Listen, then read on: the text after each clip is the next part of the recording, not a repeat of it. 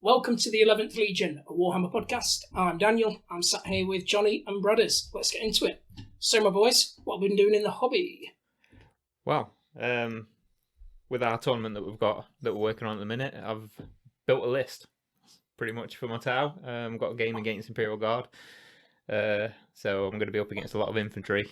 Now, considering in our tournament you can change your list each time but keep the same army, have you tailored your list to go against Guard? I have, yes. You have? How have you tailored for Guard?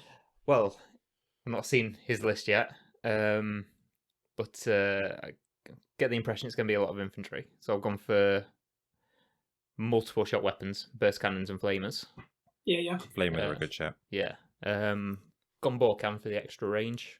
And ignore the in. Well, mind you, that might not be that much on the Imperial No, Guard. it's not so much for the invuln, but it's also will help the survivability of the crisis suits. Have you got something to deal with armour, especially now they've got Armour of Contempt since balanced Yes. I've managed in the list to get a Riptide and 2 broadsides in. No, what are you arming the Ripper with? Ion or... The Ion Cannon, yeah. So it's purely for destroying tanks. What about if he brings the Shadow Sword? Because that was in his original list, 500 points, super heavy bad boy. Well, everything will be shooting it. Because, there's not much point having Plasma now. The data slates made Plasma Crisis suits more expensive than golden ships. I've put a Plasma rifle on each of the crisis suits, just one, just in case I need to focus. Why not go Fusion? I was wondering that. Fusion's cheaper, it's the same strength, but it does more damage when it's close up. It's getting close as well. That's got crisis suits, just jump. Could do. But I thought it was the same price for no, the first Plasma rifle as a Fusion Blaster. No, I don't think it is. My Plasma's gone up. My Plasma's gone up in the data slate. I think it is. I'm sure Fusion... Because I think... I seem to think that Plasma and Fusion was the same price before the balanced data slate. But now that Plasma's gone up 10 points? 5 points per level, I think. It made it more. I thought the Plasma... I can't remember now. Even if they were the same points, you get the extra damage for Fusion. I know you have to get it in half. I know you can say it's random, but it's D6 plus 2 if you get within half. Minimum 3. So its floor's going to be 3, but its ceiling's going to be 8. What's range? The Fusion's 18. Plus 4 for Borcan, half range, so 12 to get the D6 plus 2. Which isn't far. So it's not like you need to worry about getting into melee with the Guard, is it? So you don't need to worry about hanging back. You know what? I might just do that for lols. Do it. Well, not for lols, do it to win. Yeah. Got a couple of fire warrior squads. Someone on that side of the room needs to win a game, don't they, brothers? Now that's cruel. Cruel and... accurate. Fair. Cruel and factual. Will it be 2,000 points you're playing or 1,500? We're starting with. Is everything built? Not completely. Not completely. I mean, they're sort of, they've got the height and they've just not got like arms, heads, little bits like that. So that's something I'm going to be little bits like that. Yeah. If I took your arms and your head off, you'd be rather concerned. Well, I wouldn't be because I wouldn't have a head. No, fair enough. You in this round. Are you magnetising them or do you just... I will be magnetising them, yeah. Hate progress. I am magnetising them. The arms, I've got the magnets in the arms and stuff and the guns already. Just not got the arms just not on the bodies. No. So I'm doing them in a sub-assembly. So I'm painting them before they go on. Because I always find it difficult to get under the pits. Have you got a production schedule or a date in mind when they might be done? Yeah. I'm going to get some done. Been playing Tau for 20 years? Weekends. 20 years. They've not been out that long, have they? I don't know however long they've been out. It feels like 20 years. Yeah, I've got some time this weekend. I'll be doing some. And fair enough. Yeah, a couple of nights next week. That's why I asked him to do the game later on. For the next campaign, we're going to put a glue painting gold in like GW does. The only thing is it would only end up penalising you and you need all the help you can get. Well, that's true, yeah. I'm interested to see how your game goes against Guard because he's got a shooty Guard army. Yep. Tau traditionally shooty, but you can probably hold up in melee better than him, certainly with the list I think is built. So next time we come to record, you'll have had your game. Yeah. So you'll be able to regale us all with your glorious victory. I'm interested because I don't think any of us have played Guard, have we? Yeah. No, not played against them. Not played against them yet. Face him sooner or later. Yeah, John is the canary in the coal mine. Go out and see how they go and tell us I'm about worried all his about filth. them, rolling sixes and automatic wounds. Automatic wounds, That's something yeah. to be Sad about. concerned with. Don't forget, you can always flip the table if things go bad. That was my plan All along. all along. Whether you know what, even if it goes well, I might flip the table. If you magnetise the bottom of your models and masking Magnetise the tape some table. like tea trays underneath the table on your half of the board. Then when I flip So the then table, when you don't like flip it 180, but if you flip it enough, his stuff will fall off and yours will be gravy. that sounds like a good plan. Sounds like I've done it before. It does actually, yeah. Put a bit too much thought into it. Unfortunately, all my games go well, so I never need to deploy it. Here we go. There we go. Speaking of, you've been very quiet when it comes to talk about gaming. What have you been up to this fortnight? Yeah. The answer better be working day and night on my 2 Inquisitor models. I have been working on them. They're sitting right there on my desk. Made start. So, looking not that impressive at the minute. They've only got a base coat on. And they're glued. They are glued. So, You glue before you paint? Yeah. Do you glue before you paint? I guess you do. Paint before glue. Yeah. So, I mean, it depends on the model. Some models I'll sub-assembly, but if I can get away with having it fully glued, I will do. yeah. I don't like painting, but when I've been forced to paint, I find gluing them first. Otherwise, for my hammer hands, the pieces are just too small to try and hold and paint the little bits. Mm-hmm. Although I accept that probably you get a better job if you paint the bits before you glue them. However, my job is that atrocious anyway that it would not make the slightest bit of difference, other than it would just take me longer and cause me more rage. So what else have you been doing other than working on my Inquisitors? So I had my tournament game against a Gene Stealer Cults player. Did you win? No. I didn't win. No. We had a good game though. I think it was 75 to 59. Who cares about victory points? Who tabled who? Did anyone get tabled? No one got tabled. At least you didn't get tabled. No. I had a big knight left and a little knight left. He had 2 characters and 4 little infantry models. So if you break that, were your knights wounded or on full health? Wounded, but they were both above Who had half. more wounds left on the board? Me. So you had more wounds left but lost on victory points, which is a bad position to be in. In some ways, I'd rather get tabled and lose than be like, man, I've got enough left on the board that I should have pulled the win. What could you have done differently? Board coverage on his part. Yeah, so he had... Gene Circle's got a lot of units. Yeah. With a lot of men. I had 6 models. You were playing Chaos Knights, weren't you? Yeah. Yeah, Chaos. So 6 models, I was killing a lot, but he just had a lot of stuff for me to churn through. And then once he started kind of chipping away some of those knights, my ability to control the objectives was greatly diminished. So he scored maximum on the primary. Mm-hmm. I did very good on the secondary. I obviously picked Assassinate because he had like 7 characters. Oh my days. And did you maxed pick that out. where you kill vehicles though?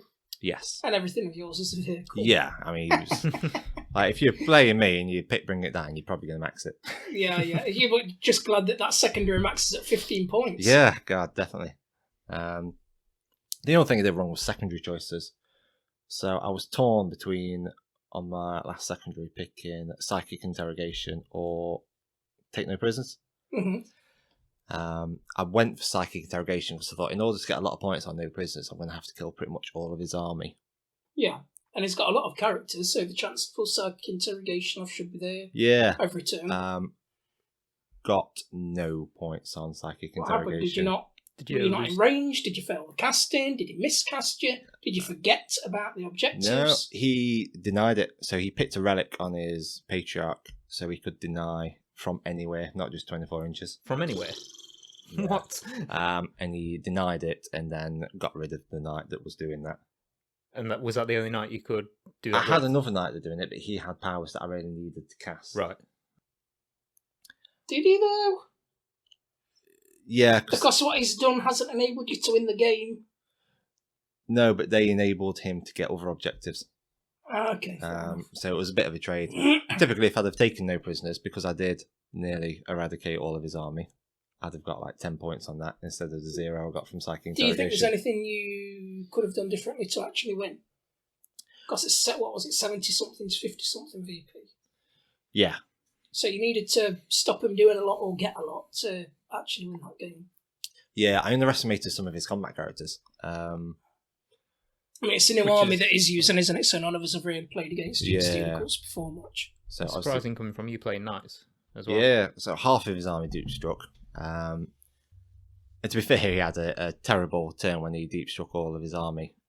So Chaos Knights, I had an aura where it's got to do a leadership test where he has to half his charge roll, and he failed every single leadership test. So don't say that he had a bad turn, though. You're like selling yourself short. He didn't have a bad turn. You schemed You well. played a genius like, move. Yeah. We're going to rip on you enough, but so like pull yourself up any opportunity you can. That went well, and I did really lean into that leadership manipulation because I kind of picked like warlord traits that made him have to do his tests on 3d6 rather than 2d6. So he failed them, didn't make the charges. Yeah. It's nice seeing that stuff like that being used in the game because leadership doesn't often get used that much. I was just thinking the same thing. It's like the big thing that no one really thinks about. But actually, if you shit it on your leadership test, you're going to lose models just as easily as if they got shot or stabbed. Yeah, especially against the Knights because they've got so much manipulation for making penalties to your leadership or making additional models run away. So stop dancing. How could you have won? So he had... Because just changing that 1 secondary wouldn't have racked up enough VP. No, so it would have put us within 5 points, I think. So he had a combat character, a support character, and a combat unit near an objective. I charged the combat character and the support character with my big close combat knight, the Knight Rampager. Thought with my multi-attack profile, doing 24 attacks, I'd be able to kill both. So I split the attacks evenly, wrecked the support character. Didn't realise his... It's like Abomination or Abominant. He'd upgraded it to have a 4-up save and it does -1 damage. So I didn't manage to kill it, and then when he hit me back, it hit like a truck. Got no save because you don't get an invuln save in combat for being a knight. And he was doing, I think he did 12 points of damage just in that one. Damn. And then it went to his turn. Obviously, he gets to pick the unit first. Knocked it down. If I'd have focused purely on his heavy hit, the heavy hitter, and smacked that out, I'd have survived, and then I'd have controlled that objective, which would have... I always think to myself, the regret you feel from killing something and having some of your attacks wasted because you're just innocent stamping on the corpse. That regret is less than the regret of using all your attacks but killing neither thing. I think I've had that a few times. Yeah, and it's a mistake a lot of people make. I mean, the game that I played, I targeted all of my shooting on one thing. I 3 guns, and the first gun killed it. Yeah. I was like, tits. Now the other 2 guns are going to do absolutely nothing, but that regret's better. At least I killed the thing. In an ideal world, I'd have been able to get all my shots doing exactly what they want, but Warhammer's a game of probabilities. How often does that happen? Yeah, ideal worlds aren't there. Sometimes splitting shots can cost you more. Killing it was better than splitting and hurting everything a bit and not killing anything. I think that I like to use that, not just in one unit shooting, but where I can, I'm quite keen to just get an enemy unit off the board. It can be tough because even if there's a unit and there's one thing left, I'm like, there's only one left, I'll leave it. But that one thing can still sit on an objective, or it can still shoot you back. If it's something else to shoot you, it's... Or if it's an army that you've not played against that much, it could have some gnarly ability that you don't know about that just poos on your parade. Yeah. I was quite impressed with how the Knights performed. Is this the first time you've used... Second time I've used them. First time was against Dan's Custodies, which went less well. Because I think if I wasn't against Gene Stealer Cults, I'd have probably been a bit more aggressive, but I had to do my first couple of turns quite conservatively. He didn't have a lot on the board, did he? Horrific deep striking ambush rules that he can do. But I was really pleased with how they performed, actually. I'm quite looking forward to getting the next game in. I'm just playing against that on splitting my army down into little silos of power and splitting out across the board. So then when he deep strikes in, he either has to deep strike all across the board and try and face me, some of his stuff against some of my stuff, in which case I think I'll nail him, or he has to focus on deep striking it and just killing one of my things, and I've just got to accept that something's going to die. But then the rest of the stuff will run around and get the victory points. And I've got the table flipping trick. Just in case. Have you been keeping track of how many games you've played and not won in a row? It's been a few. Can you remember the last time you won a game? Who was the Prime Minister? These were all different armies as well, weren't they? So you've cycled through a few different armies. Wow, stick the knife in. I think the last time I won was No, I did win with the Eldar, actually, against the Gene Stealer Cults when we had that 1,000 point game on that day when we had. Oh, did you? Games. I did just manage to pull that one out, yeah. All right, before it all went. You had 1 day of playing with your Eldar and then relegated them and done nothing else with them. That 1 day demoralised you so much that they just sat on the shelf and they'll be in the attic or somewhere before you know what's going on. It was a crippling day. Your leadership took a pounding. Oh, it was. We were so emotionally supportive, though. I think I came home and cried. I think I actually cried. Good. My favourite is to drink the tears of my enemies. Like Conan said, that is what is best in life. Right, so what about you then? I'm sure you're going to tell us that you won a game. Well, it's been a while since I've lost a game. Yeah, I had my tournament game. I'm running my Custodes at the minute after some drama, which I think we're going to get into later on the pod. And I was playing against Nobsy, who's running his own chapter, but I think they're based more or less on the Ultramarines. He's just got his own history and background and colour scheme, which is really good, and his army looks really smart. It's in like really nice, rich greys, so it looks really good on the board. Yeah. And it's got a lot of plasma stuff, which I'd be quite worried. Because running Custodes, you don't have an awful lot of units, and plasma, with its high strength, can help cut through that 5 toughness you've got as a Custode. Let me just make a note of that while... And forced me onto invuln saves, but in the end he was nearly tabled on turn 2, and he had one squad with 4 men left in it, which at the end of turn 2, so I wiped them on turn 3, and it was a turn 3 table. I was on all the objectives on turn 3 and then just sat on them for the rest of the game. Maximised 2 of my secondaries, just not psychic interrogation. I think I got that off once, but I was running I don't know if it's nice or not, but it made me smile anyway. Got psychic phases before shooting phase. I run 2 patrol detachments of Custodes at 2k.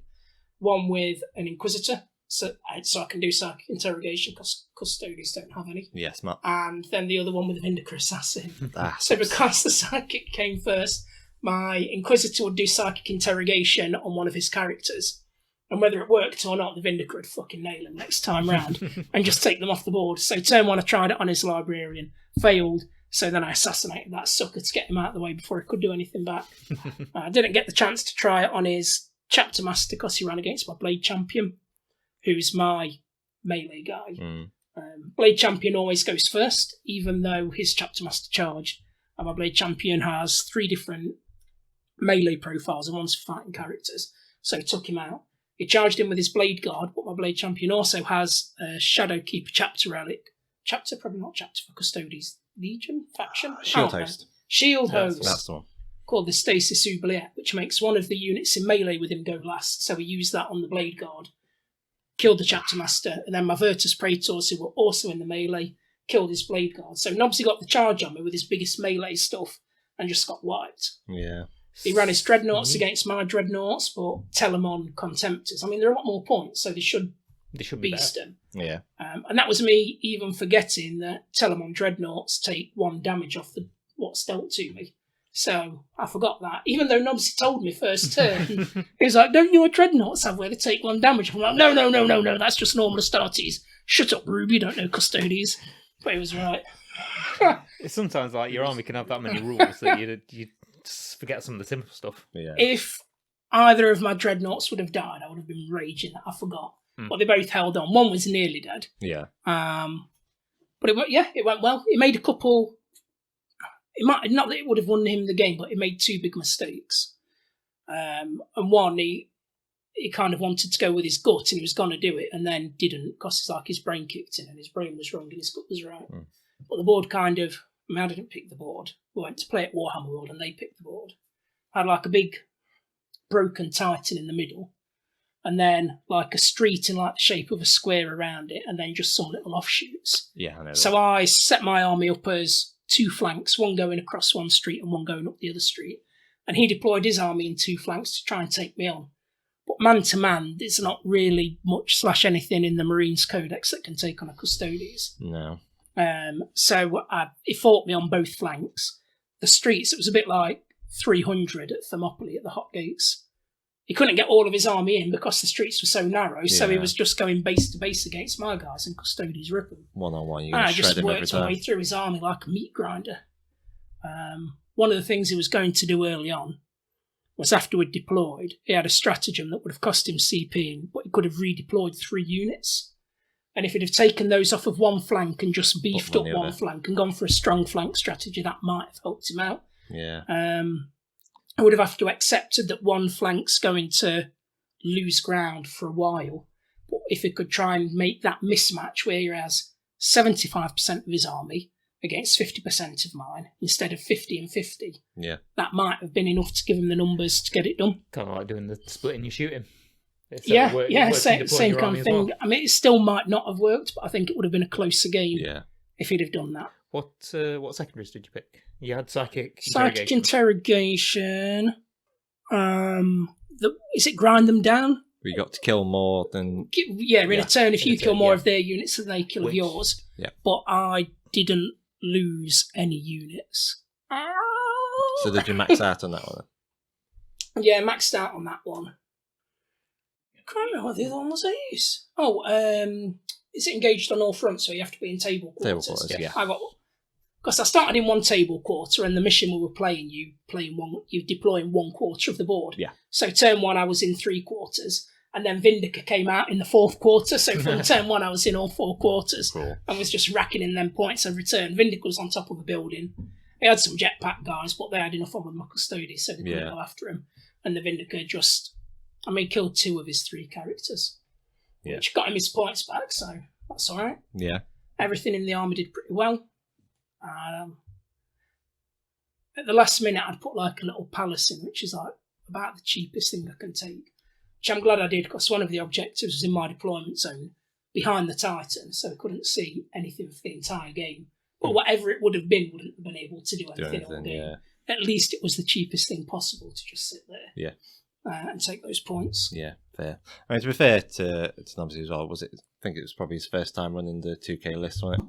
It's his first time playing 2K. First time. I think it's only like his second time playing against me, and it was his first time playing against my Custodes. And I think his first time playing against Custodes at all, not just mine, but any Custodes. Yeah. So his lack of experience, I think, showed. Because we're in our 3rd campaign now. The first one he wasn't in. The second one he played the same couple of people time on time because we could pick who our opponents were to some degree. Yeah. But now in this one where you just play everybody twice and he's not got the choice. Hopefully he took some useful lessons away that he can apply in his next game. But because we're all using different armies, it's tough. The lessons that you think you've learnt in one game and then you apply to the second one might not mean jack shit. Yeah, completely. Against a different army. Yeah. Yeah, fair. I mean, it's upsetting with the amount of plasma it was bringing that it didn't do as much. I don't think plasma does enough. The damage, even though it's high strength, the damage output is quite abysmal on plasma guns. Is it the same across all the armies? What is it for Marines? Just damage 1. Damage 1? I mean, damage 2 if you overheat, but then you might... Yeah, but then he never took that risk. And his dreadnoughts were plasma against my dreadnoughts, but my dreadnoughts have M1s. So he didn't do that much. And then he ran his dreadnoughts into melee against mine, but mine are well better in melee and just ripped into pieces like Megatron. Were your dreadnoughts on separate sides as well? No, I had a beefy side. A beefy side? I had a beefy side, which was all the lads with the spears, my blade champion, a shield captain, the Inquisitor, all just rocking down one way. So they were on tour? Yeah, nice. Lads on tour. Lads on tour. And then the other side was light on numbers. It was just mech. It was my 2 dreadnoughts, and then my Caladius tank was just bimping around behind him. Given a bit of firepower, and then as the dreadnoughts kept pushing Nobsy's forces further and further back, Caladius just sat on the objective that I took off of him and poured firepower down. Then I had the Virtus Praetors, who I kept in the middle, which is where the big warlord is, but because the jetpacks, they could just go either way, and they decided to get stuck into his blade champions and then drop into the 4th quarter's deployment zone and take him off his own objective. Because that one we played, which is conversion out of the Nachman book, if you take the opponent's objective, you get extra victory points, and they lose victory one, points. Oh, really? Yeah. So even though he'd been tabled turn 3, he was then losing victory points on nice. turn 3, 4, and 5 because I was on his objective, which was Upsetting. evil but sweet. Sneaky custodies. Gotta love it. Right, let's get on to what's been going on in the hobby. So not what's been going on with us, but what's been going on from G-Dubs. Starting with the Heresy release. So, yeah, Heresy has been released, the Age of Darkness box and the Legion box for the Traitors and the Loyalists. Now all out, version 2.0 in the world. Naturally, you bought everything. Obviously. I mean, not everything, but I bought the Age of Darkness box and the rule books, because... What's been released that you haven't bought? Weapon upgrade kits and a few other units and vehicles. Meh. But not knowing what Legion I'm going to do, because there's so many good choices. I've not picked up anything else except the starter box. So you bought the starter box, but you don't know what Legion you're going to do them as. No. So they're just going to sit in the box. Maybe. Great. We're going to get them assembled. Yeah.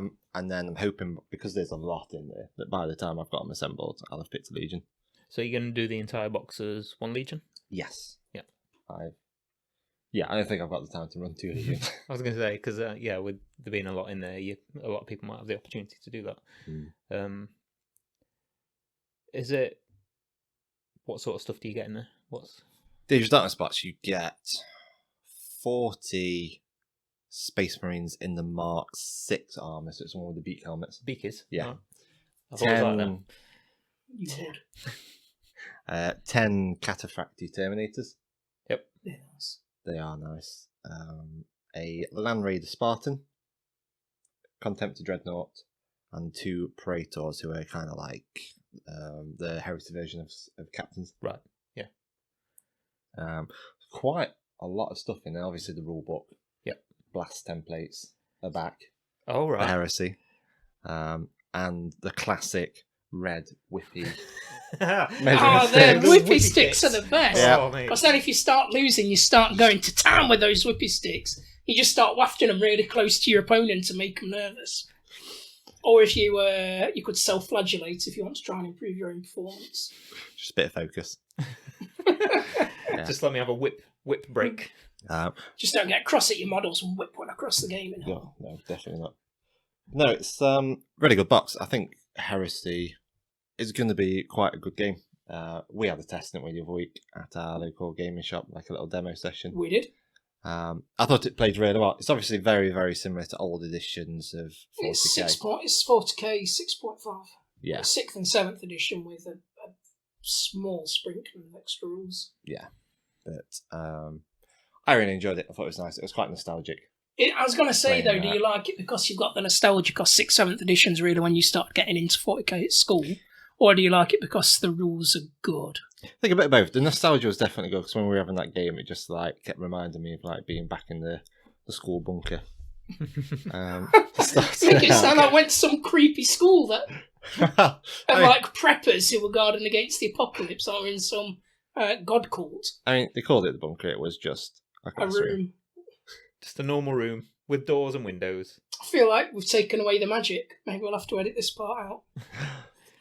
But I think the rules are very good. It's definitely quite refreshing after how 40k's gone now, with the way armor and armor penetration works. Having a 2+ save means something in Horus Heresy. Whereas kind of with the vast amount of high AP weapons knocking around in 40k at the moment. It certainly feels like power creep's happened in 40k, doesn't it? Yeah. Like having a good armor save means jack shit nowadays. And even having invuln saves now. Anyway, haven't they? Everyone and their mum's got an invuln save, and more stuff is getting rules that allows it to ignore invuln saves. So now Feel No Pain is becoming like the new invuln save. Yeah. And low damage weapons means that stuff actually stays around, rather than like a hammerhead doing 12 wounds to you and just wrecking, sacking you off before you've done anything. It's quite good for keeping you engaged throughout the game as well, because it's got that reaction mechanic, hasn't it? So it's got this. How does that work? Yeah, so it's got this mechanic now. So you have in each phase you can do a reaction out of the list. So like in the shooting phase, if one of your units gets shot, you can shoot back. Oh right, okay. Sounds a bit You can't like do it a on every unit though, can you? Though? You pick a unit in the shooting Yeah, phase. you've got one reaction per per phase. per phase. Yeah, Right. So like normally when it's the opponent's phase, there's literally nothing for You can do. You just sat there twiddling So your thumbs, aren't you? well, you lesser players are. Elite level G's like me are busy watching what they're doing. Well, it depends if But they're not- spending all the time rolling dice or what. That's true. But normally when it's the opponent's turn, there's nothing to do. So Yeah. you sit there bored on your phone, go for a drink, whatever. But this way means that you have something to do in the opponent's phase, so you're actively engaged with the game all the way through. It's a rule that I really like, and whenever 40k 10th edition comes out, it's something I'd like to see in that. yeah, that'll be It's quite a good. nice mechanic in terms of gaming engagement. That's cool. So like you could be watching and just waiting for your opportunity to strike. I guess that also Yeah. brings in more of a ambushy sort of tactics. You fell into my trap Exactly right. Yeah. Exactly right. sort of thing. Have you narrowed down your Legion list to a short list? Have you had much time to read the Traitor and Loyalist books? I've had a flick through of each of the legions and some of their rules. To me, at the moment, I'm perhaps leaning towards either World Eaters or Night Lords. The fudge? Yeah.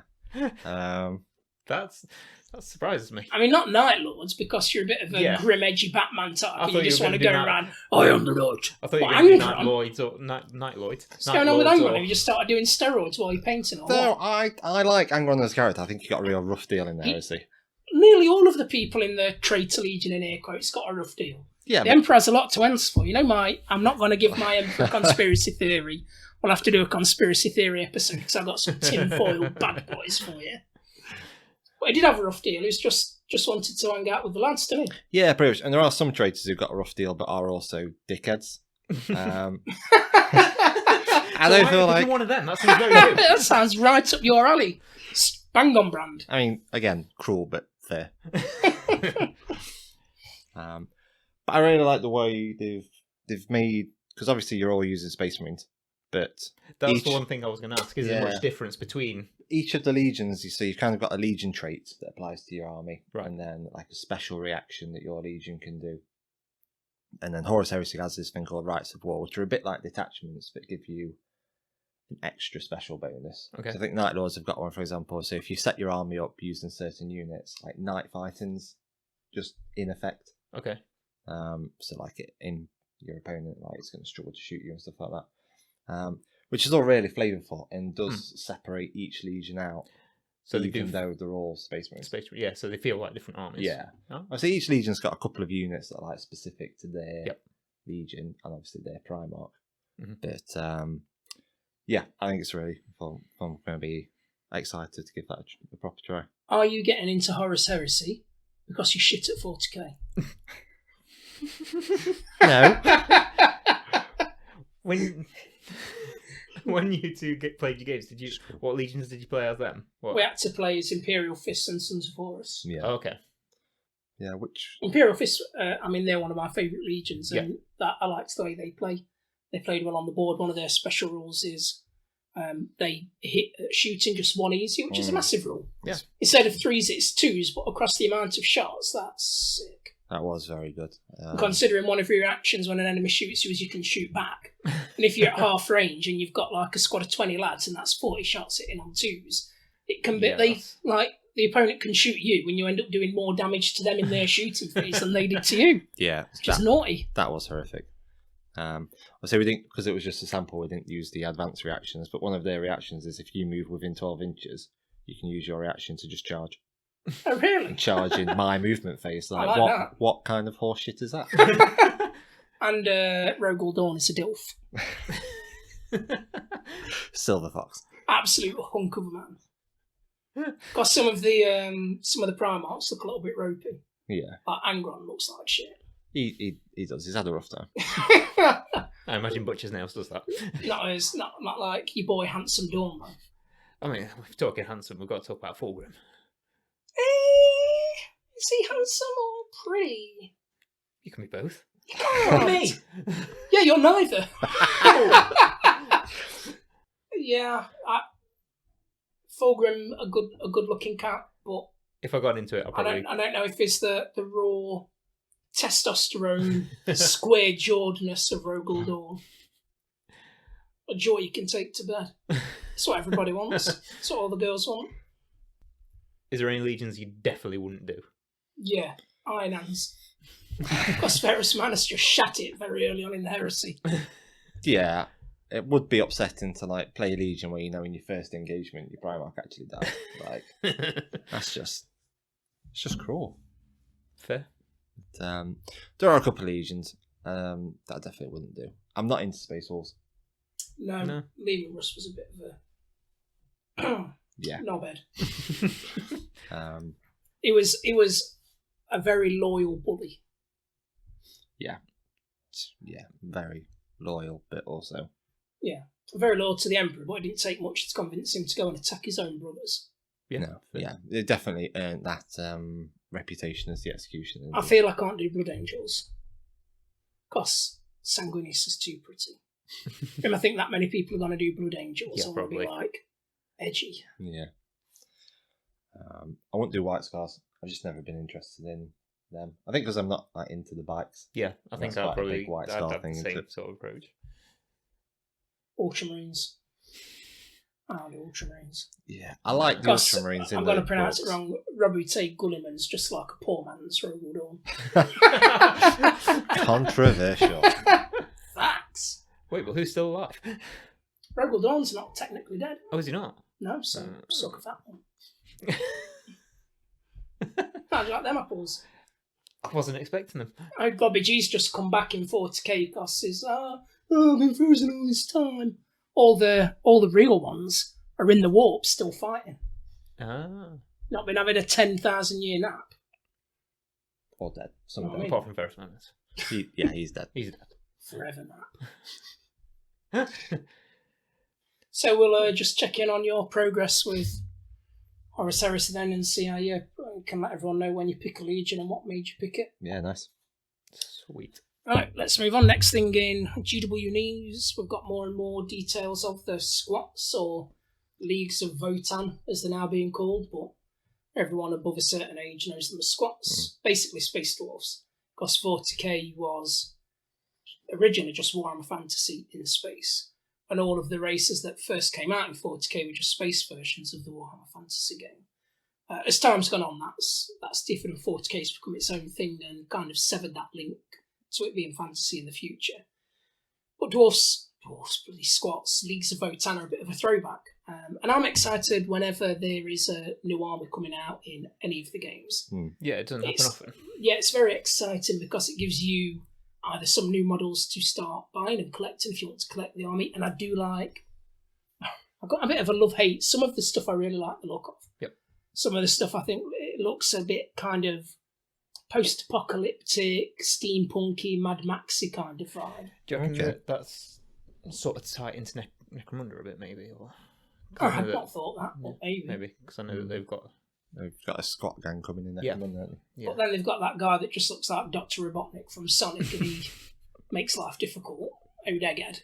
And then they just put a new post out today which shows them next to a Space Marine model. And while you understand that they're squat, like they're smaller, so I expected them to be shorter. The model looks too small next to a Marine for me. Even though they were going to be shorter, I would have perhaps liked them to have been bulkier. Which I know is nuts because Marines are big slabs of muscle in power armour and stuff, but I would have liked them to be bulkier. They don't look like they're playing at the same scale. Yeah. It looks like the Space Marines are playing Take Your Kids to Work Day. It's not like squats aren't wearing armour either, are they? Yeah, and I mean, in their armour, I think is supposedly, I mean, in the lore that G-Dubs have revealed is better than power armour. To quote, Void armour, which is what the Leagues of Votan wear, is a whole nother level on from power armour. God. Whether that's going to translate to rules on the board in terms of a lower armour class or a combo armour invuln, I don't know.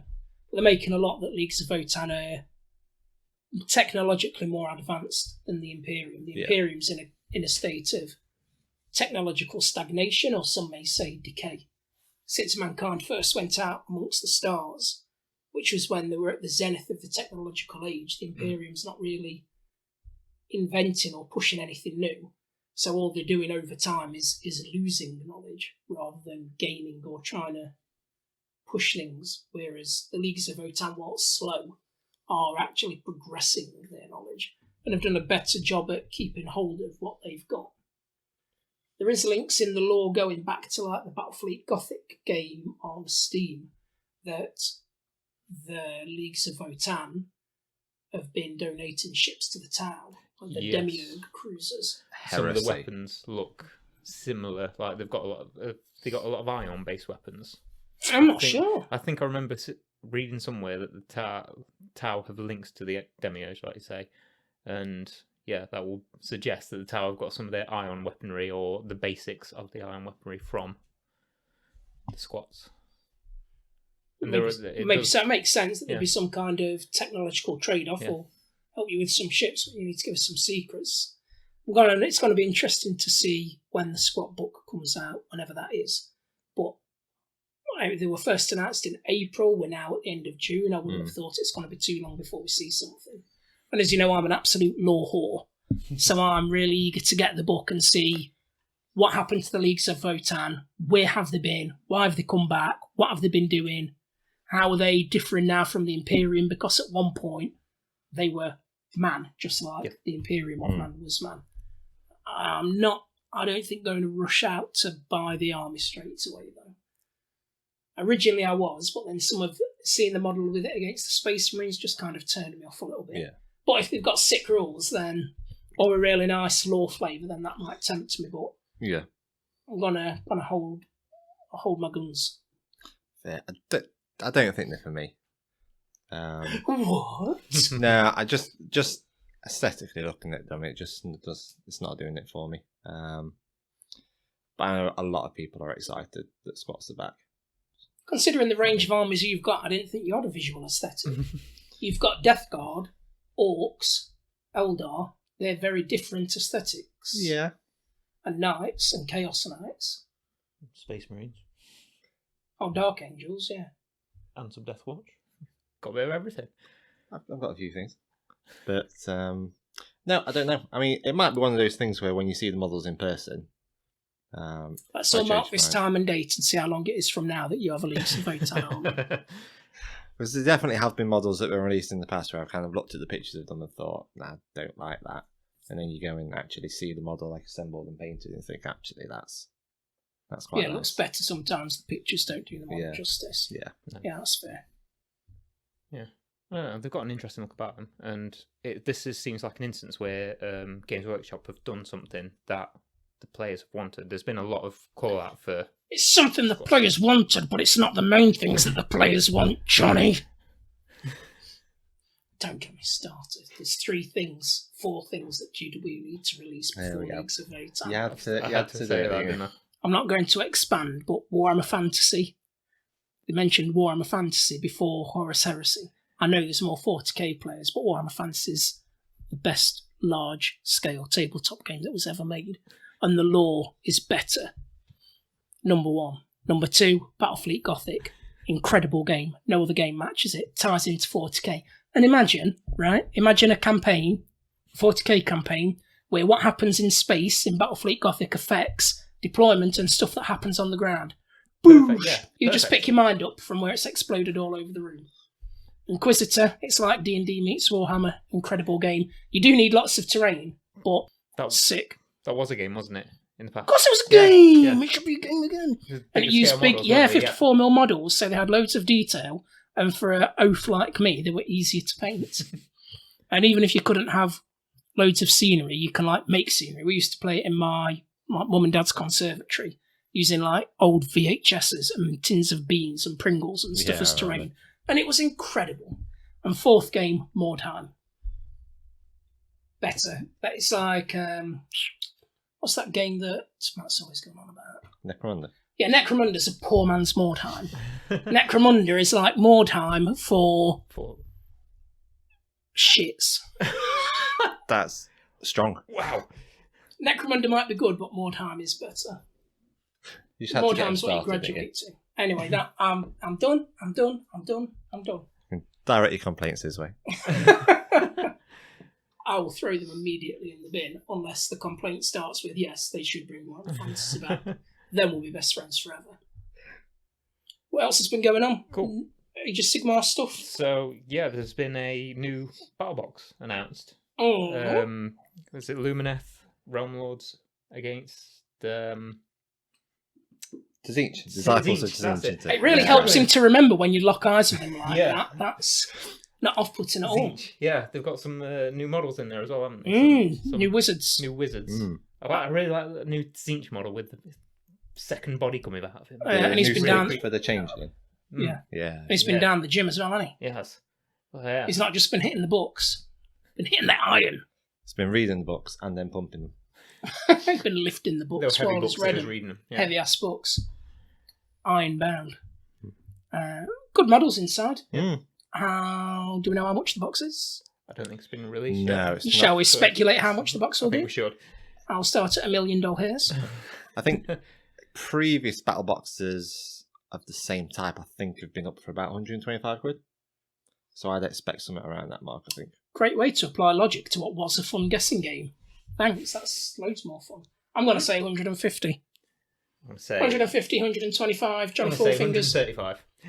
Yeah, Right in the middle. Worst of all. Get your own idea, you damn hippie. I'm accounting for inflation. So am I'm I. taking Brenner's logic and then applying inflation. Yeah, you've not applied GW inflation though, Oh, no, which is that's at a like whole 10 new times one, what yeah. actual economic inflation Okay, so let's is. go 200. Flat, easy, easy. Is there a new game? Is it a new game expansion or not? No, it's What's just... going on like this Arcane Cataclysm, which sounds like a cheapened version of the Storm of Magic from back in the day? No, Or is that just the name of the box? it's just the name of the box, and it's got a little story in it about why those two armies are fighting and a few Oh, scenarios no doubt and there'll be a stuff. Black Library story that one of the authors have been chained to the desk and forced to pump out. Like every game that comes out has to have a Black Library book, no matter how dog shit it is. I'm giving some strong opinions. You on are. this. I'm not holding back. Models are good. Yeah. The two, it would be nice if there were more new models in it than just two. Just the two heroes, yeah. It'd be nice if there was more new in it. It'd be nice if there was an expansion to the game, but I don't know. AOS seems to go for breadth, not depth, if that makes sense. Yeah. Like we had all the Kragnos stuff, but it never really got deep. It was like made out it was going to be this big new exciting way to play Age of Sigmar, and it was kind of come and gone before you knew what was going on, and it didn't really develop. And like a lot of the stories, whether it's Soul Wars or was it the Storm Vaults, where a while back the Necroquake Yes. was meant to uncover all these Storm Vaults, where your boy Sigmar had been going around finding all these naughty things, not telling his allies, and be like, "What? I'll just lock these away for safety. Yeah, everyone's safety. It'd be safer if they didn't know as well." And then this Necroquake uncovered them all, and all of Sigmar's godmates were like, "Sup, son, where's what's all this about? stuff come What's from?" all- Yeah. what's all this And all gear? these like epic monsters that were too useful to kill or too hard to kill are now roaming around, and then nothing happened, and we just moved on. And Soul Does it? Wars and Necroquake, and nothing happened. So have they not had any sort of effect on game rules or anything like No, I mean, the ideas of these individual things, like the Stormvault idea, awesome idea. Yeah. Necroquake, awesome idea. But then like, nothing happens for it. It's like they've got a super talented person who's like the ideas machine, who's like, "I've got a great idea, guys." And they're like, "Yeah, that is a sick idea. Let's release a book," and then completely ignore it and do nothing else with it. Like with the Stormvaults, there should have been loads of cool monsters coming out with that. Kragnos was over like, 4 books? Yes, the Broken Realm series. Yeah, it was over 4 books. The Broken Realm series. And we've got Kragnos, which is a nice model, but that's... I invested 4 books and got very little out of it. If you're Yeah. going to do a thing, do a thing. Like, do it or don't do it. Don't have these awesome ideas and then not capitalise on them. No, it just seems because the Kragnos books came out before the new edition of AOS, and it doesn't seem to have moved on much in the story and about the kind of impact that he's had, apart from the Realm of Beasts now being in Ascendance. Which means nothing. Doesn't seem to have had too much effect on the story. Whether they're just saving for some. There's this like big 4-book build-up of this big incredible thing's going to happen. This forgotten titan is going to come and shake the mortal realms to the cores of their foundation. And then they released a new book and everyone's like, models come out, Arcane Cataclysm? What's going on? Yeah. The ideas are good, but then they're not built upon. They've got breadth but not depth. Stop coming out with new things and go balls deep on one thing. Like 40k is the other way around. They don't have the same breadth of ideas, but when they do something, they go balls deep on it. There's no like army like the goddamn Fire Slayers who have about 3 models who are basically all the same. Who've been there for the entirety of the game. Skaven only just getting love now. They've been carried over from Warhammer Fantasy back when God were a lad. Cities of Sigmar, which took 4 or 5 years to come out, and all they did was a book with not one single new model. And half the units in it do the exact same thing as some of the other units in it. So there's literally no point. And I know when new Cities of Sigmar books are coming out. But if you're going to take 4 years to re-release an army that already existed, goddamn, do something with it. Yeah, it's a rough deal for cities. Yeah, it would have been amazing if they did have a whole new launch for them. Yeah, take cities off and re-release them, but do it. Don't just phone it in. Yeah, like I said, it's in the pipework. It's just it'll be some time off yet, but we'll see kind of what they actually do with them. It just feels like there's not the engine behind it, Age of Sigmar, that there is behind 40k. It does definitely seem to be slower on the release schedule than 40k is at the moment. If they don't, and it's going to become a bit of a self-fulfilling prophecy, because they're not going to give AOS the attention it deserves, so less people will play AOS. So then GW will say, well, there are less people playing AOS, so let's give it less attention. And then even less people will play, and it'll just be like a real shame though, because they've got some absolutely amazing looking armies. Like the Realm Lords look amazing. The models bang, all the new models are great.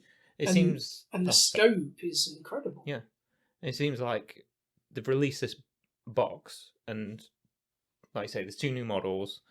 Let's release a box with these 2 models in, and a bunch of stuff that we already make. Yeah, it I don't know. Let's sell some boxes. It kind of feels like it's stuff that they're struggling to get rid of, or they want to try and. I think the scope of the boxes do seem to have changed, because when they were churning out those boxes kind of last year and earlier in the year, it was kind of like a strange mix of models they were chucking each one, but it wasn't a functioning army. No. It was kind of like the last couple seemed to be almost like starter boxes again. Yeah. Because it's like a couple of units of troops and a hero. Yeah. Which is like what you would have as a starter box. Does it have a rule book or anything with it? It says it has a 50-something page rule book in. I think it's got like the slim down one. Yeah, without all the lore and the fluff in it. Yeah. That's all you need anyway. If all you want to do is game. Yeah. Yeah. So ideal new box, ideal for someone who's looking to get into it. I mean, I'm all for there being a variety of new boxes with different armies in, instead of for the next 4 years, this is the one starting box. And if you don't like either of those armies, then tough shit. Because they do tend, if you are looking at starting one of those armies, they do tend to be quite good value. If you can either sell or split the other half with somebody, it's definitely good value. In 40k as well, isn't it? Because I remember some of them, it was like Space Marines, and Dark Eldar was one of them. That's going way back now. And it's like, all right, boomer. But then, it seems like there's always. I guess that's one of the things they're doing with Age of Sigmar. At least it's not. You've got Tzeentch and Realm Lords in this one, but all the ones before that seem to be the Stormcast and goddamn someone else. Stormcast have about 3 million models, and Fire Slayers have 3. Yeah. But all the starter boxes seem to feature the Stormcast in it. I guess it's because they are the picture of Age of Sigmar. So Arcane Cataclysm, we like the box. We like that they're doing various starting boxes. The models bang, but they need to start going balls deep on some ideas and give the Fire Slayers some love. It'd be good to see Age of Sigmar get some real lore love. And like commitment to an idea instead of let's keep rushing to the next idea. Well, no, let's just do like one shit-hot idea and develop it and really make it into a thing. Yeah. Something we can really sink our talents into. Right, required reading. Damocles Gulf, the Yes. Black Library book. Yeah. I've listened to it rather than read it. I consume all my books by audio because I can listen to them while I'm at work. Yep. You've listened to it? I've read it. You've read it? Read it. Oh, Old bless school. you. And you've... Listened. Kind of. thought you'd drop in for 5 minutes and go back to your hectic schedule. All this holiday time. What do we think? What do you think then to Damocles Golf? I enjoyed it. The more I got into it, the more I started to enjoy it. Didn't think I would because it's A bit of a hard start, wasn't it? Mm. And it's, it's about the Tau. Yeah. And there are very Which few I- books on the Yeah. Tau. I mean, obviously, I collect Tau, so I love that. Mm. It's nice to see them getting some sort of love from the Black Yeah. Library And development of the and lore. development. Yeah. There are like the catechins in it and Imperial Knights a little bit, but the main antagonist, protagonist, White whatever you look at, is White Scars. Scars. Yeah. So that made it a bit tricky because I've never really given two turtle shits about the White Scars. no, but I think they pulled it off quite well. I think they gave the White Scars quite a good personality. By didn't the they? end of it, yeah. I really liked the White Scars. I was like, yeah, I get it. Mm. I get it. I get the Legion personality and outlook, and they seem like a lot of fun. Yeah, I still don't want to get an army of bikes, No. but the White Scars The way are that kind they of cool. describe I that. prefer them to Space Wolves now, Yes. after this book. Yeah. The White Scars are all about freedom Yeah. and being free. And I think with how things are in the real world, that's quite a powerful sentiment to get Yes. behind. Yeah. I see that having a lot of appeal to people. I tell you, I did not like the Tau. What? Particularly the Ethereals. They're just douchebags. They're meant to be creepy. They're just douchey. What do you mean? So, do we just... Was it Onvar. Onvar? Yeah. Yeah. And he like comes in like throwing his weight around. Just Because he's the top He's guy. the supreme He's the ethereal. big dog. He Are you runs mad? the Tau. Well, He runs the Tau. He's the CEO of Tau. yeah, he is. Of course he's throwing his weight around. I didn't like him. Is it the way he not encouraged Shadow Sun and stuff, but more like told her off a lot? Yeah, mate. I think the kind of Of course she did a shit job. because we never really had much of an insight into the Tau kind of culture. Mm.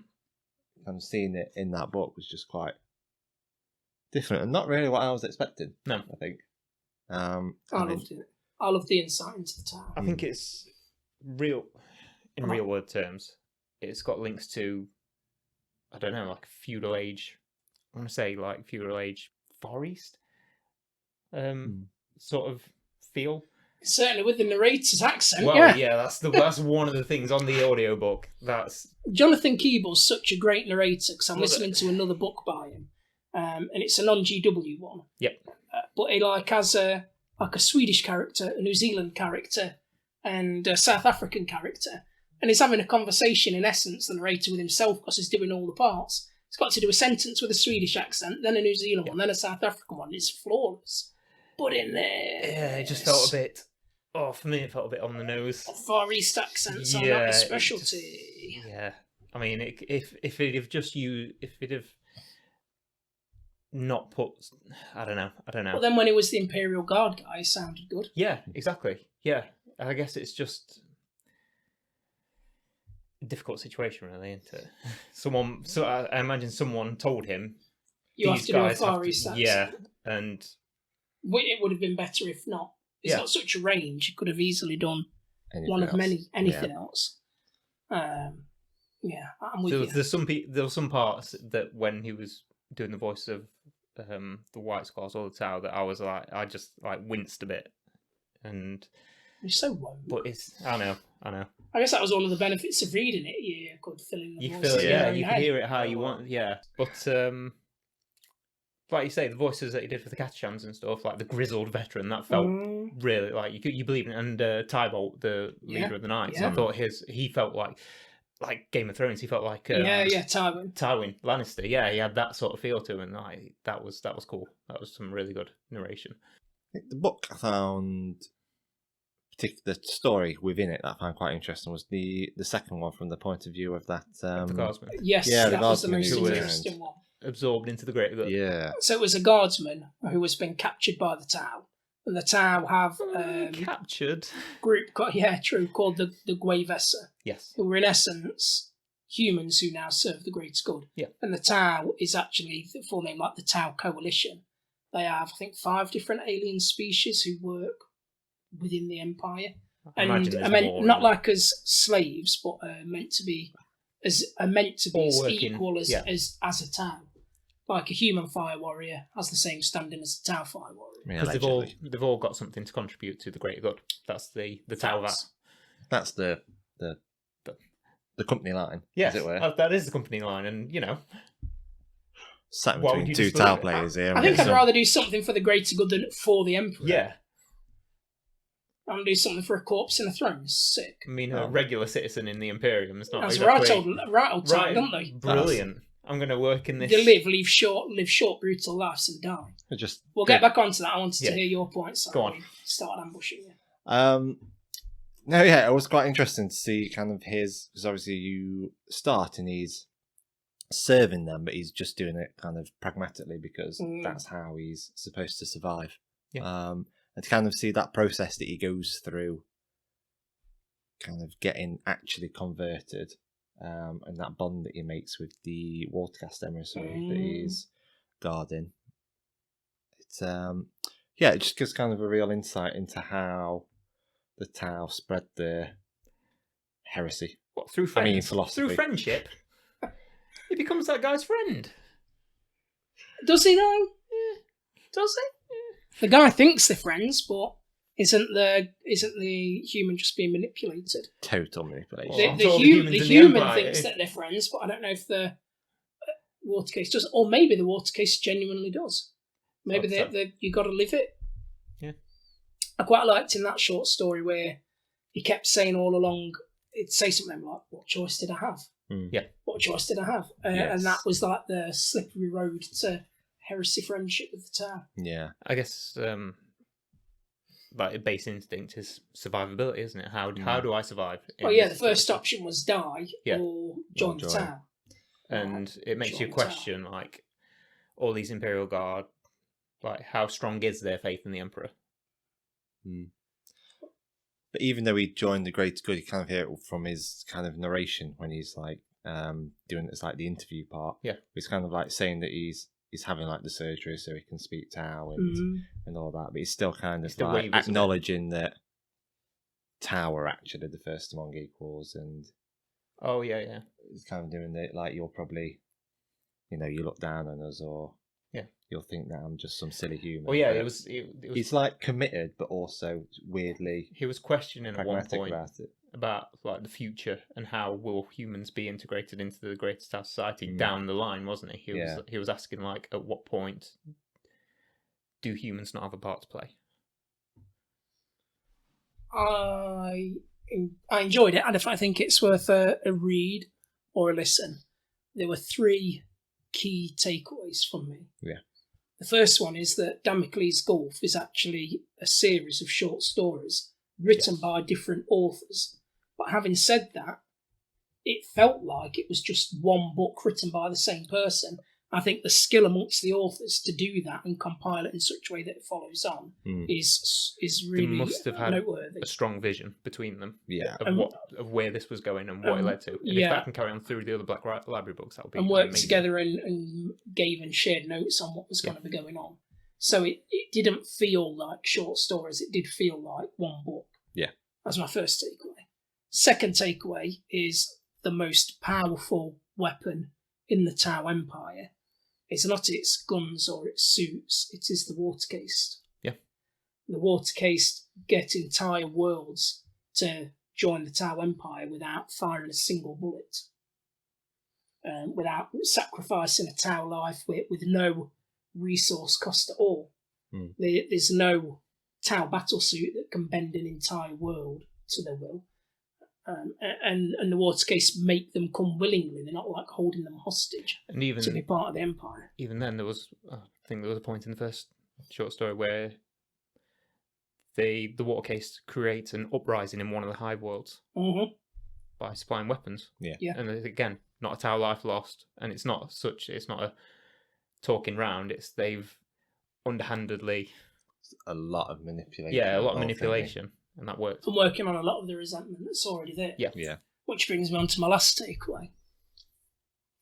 The Damocles Gulf poses the question: would you rather be a prisoner in luxury or free in tyranny? So you can live and work for the town, but you have to live and work for the town. However, you get healthcare, your accommodation's nicer, you get decent food, you're talked to nicely, and you're well looked after. Or would you like, and I know they're not truly free, or would you like the supposed freedom of the Imperium, where you're born in a box, you live in a shithole with nuclear waste pouring in, you have to scavenge to eat rats or get whatever food you can, and if you're lucky you'll get a job in a factory where the life expectancy is a few days before you have an industrial accident or the very nature of what you're working on, and the fact that the Imperium gives you no hazmat suits or anything protective, kills you or mutates you, turning into an abomination and to then be hunted.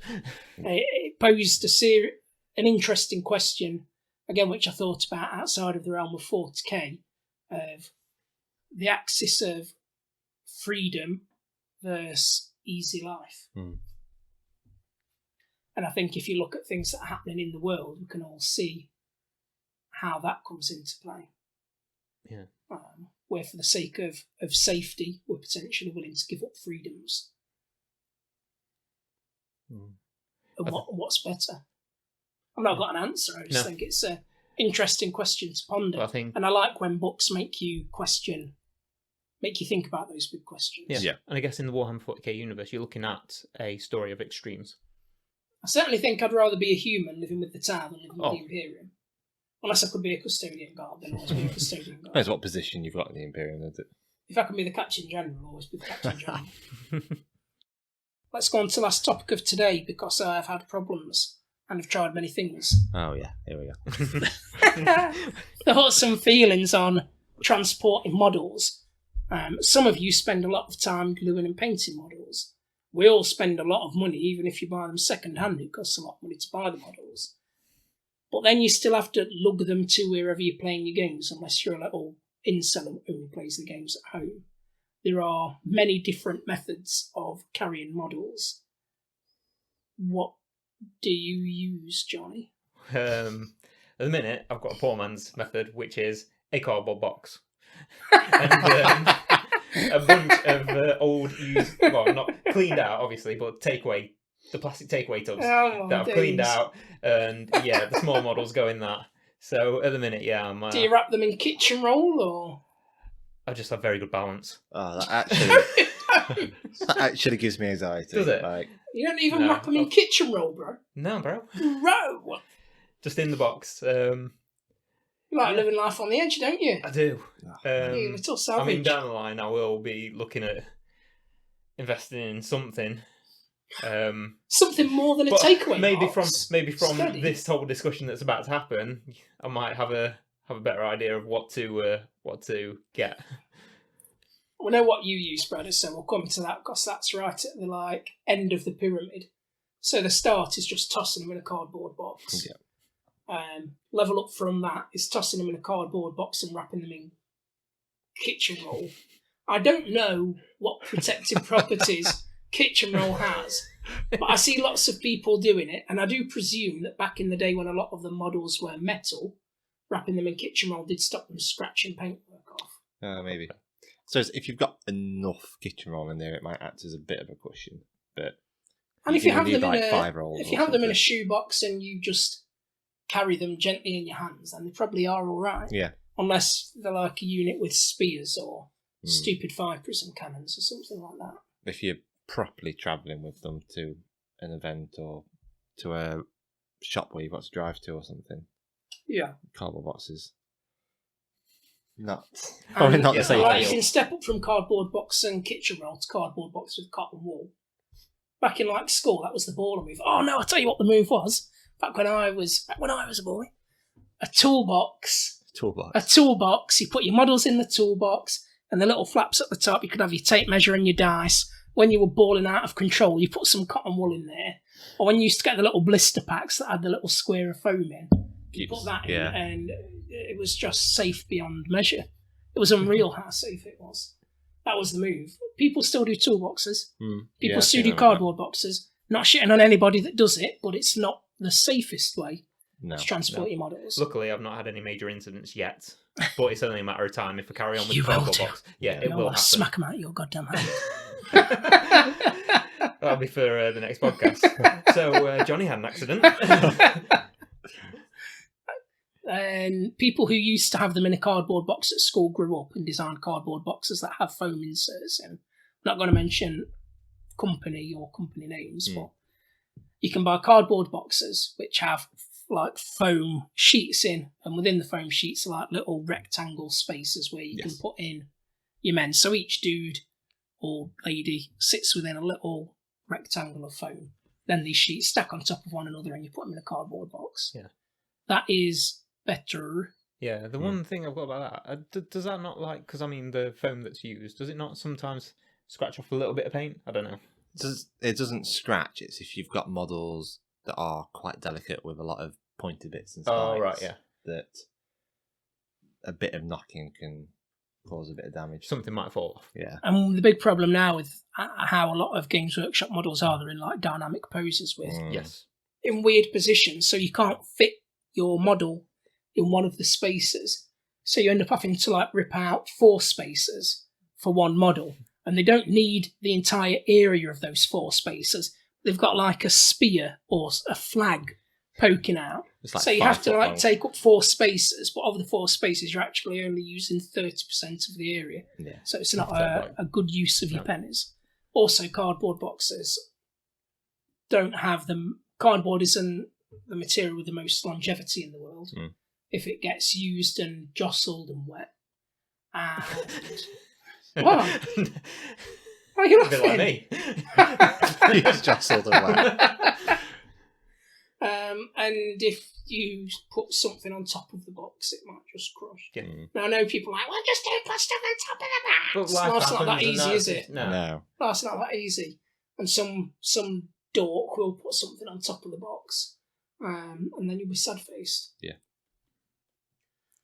Step up from that, I don't know if they still do them, it's like the old GW carry cases. They do versions of Use them. the same foam sheets in a plastic case. Like a hard case. Plastic obviously being a harder wearing material than cardboard, and had a strap so you could carry it over your shoulder.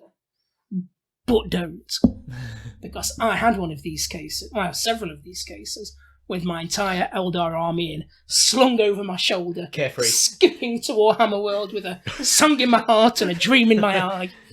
And then one of the clips, that was 2 clips, one of the clips just broke because it's cheaply made. The other clip is not sufficient to hold an army in. My entire Eldar army went onto the concrete floor and shattered into pieces.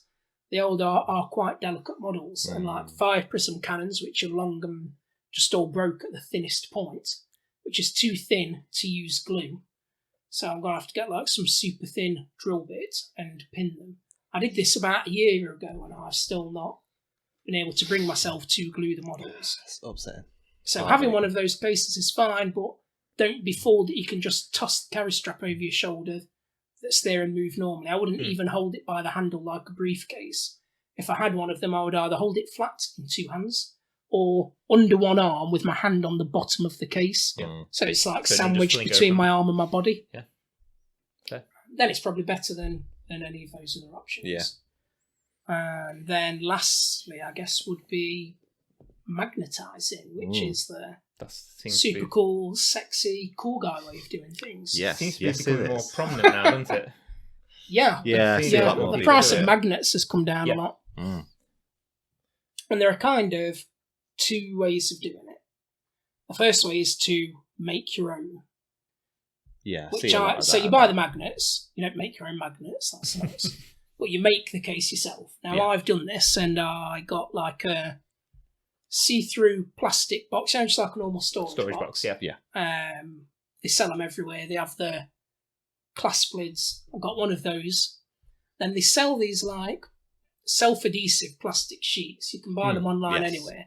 And the idea is that magnets stick to these sheets. However, I put these sheets on the bottom first load. Dog shit. The magnets didn't stick to them. The models slip and slided all over the place, like you at the lube factory. Then I got a second set from a completely different supplier. Also, dog shit. Didn't work. I now it's not so much spent the money on the sheets, but I'd waited for them to be delivered. Waited till I could dick about with it, and they'd not worked. So I was like, this is twice now. I'm going to pursue other methods. So I just super glued in some old circular saw blades.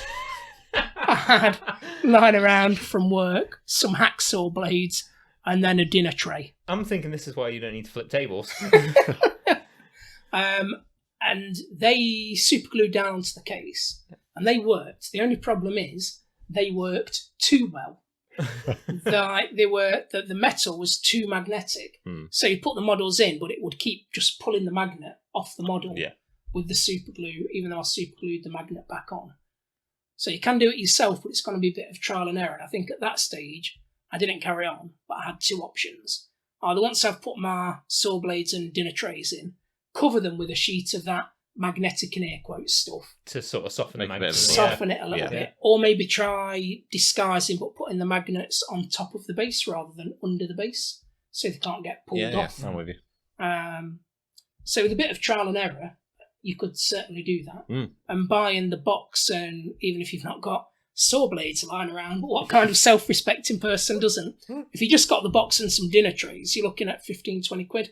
So cheap as anything, and then you put the magnets on the bottom, and that is cheaper than most of those carry cases that have foam in.